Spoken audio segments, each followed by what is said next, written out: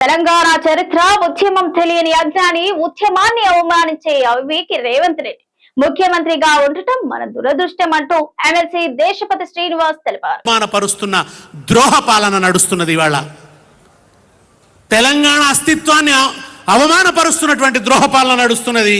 ఒక చేతగాని వదరుబోతు వాజమ్మ పాలన నడుస్తున్నది. ఢిల్లీకి గులాంగిరి చేసే మనది ఢిల్లీని గడగడ వణికించిన పార్టీ.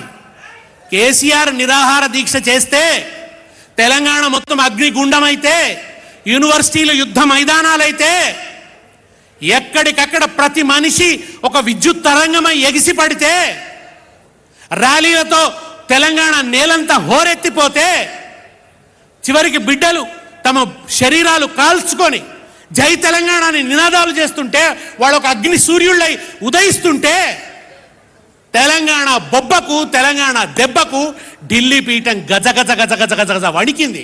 అది తెలంగాణ చరిత్ర, ఢిల్లీని వణికించిన చరిత్ర. కానీ ఇవాళ నడుస్తుంది ఏంటంటే ఢిల్లీని చూసి వణికే చరిత్ర నడుస్తున్నది. మనం ఢిల్లీని వణికించిన చరిత్ర అయితే ఇవాళ ఢిల్లీని చూసి వణికే చరిత్ర నడుస్తున్నది. ఢిల్లీకి గులాంగిరి చేసే పాలన, పక్క రాష్ట్రానికి సద్దులు మోసే కోవర్టు పాలన, పక్క రాష్ట్రానికి సద్దులు మోసే కోవర్టు పాలన. కాళోజీ అన్నాడు, ఎవరనుకున్నారు ఇట్లవునని, ఎవరనుకున్నారు ఇట్లవునని, కావలి దొంగలు కుక్కల గంజి, కావలి కుక్కలు దొంగల గంజి కాశపడతాయని అన్నాడు కాళోజీ. కావలి కుక్కలు దొంగల గంజి కాశపడతాయని ఎవరనుకున్నారు అన్నాడు. ఇవాళ తెలంగాణ ప్రజలు కూడా అదే అనుకుంటున్నారు.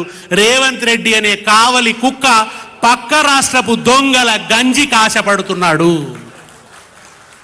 పక్క రాష్ట్రపు దొంగల గంజి కాశపడుతున్నాడని ఎవరనుకున్నారు ఇట్లా ఉన్నదని నెత్తికొట్టుకుంటున్నారు ఇవాళ తెలంగాణ ప్రజలు. ఆ మానవుడిని చూసి, ఆ మానవుడితో జీవితం విచ్ఛిన్నమైపోతుంటే, తెలంగాణలో సంక్షేమం సంక్షోభం పాలవుతుంటే, అభివృద్ధి అటకెక్కితే ఎవరనుకున్నారు ఇట్లా ఉన్నానని కాళోజీ వాపోయినట్టే ఇవాళ తెలంగాణ బిడ్డలు కూడా వాపోతున్నారు.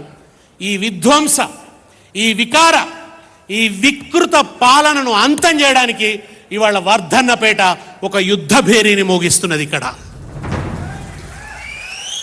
ఇవాళ ఈ శిబిరం మామూలు శిబిరం కాదు. ఇది దుర్మార్గ పరిపాలన మీద, ఈ వంచక పరిపాలన మీద, నమ్మించి మోసం చేసిన పరిపాలన మీద, ఈ వదరుబోతు బలాదూరు బటాచోరు పాలన మీద వర్ధన్నపేట మోగిస్తున్న యుద్ధ భేరీ రావం ఈ సభ.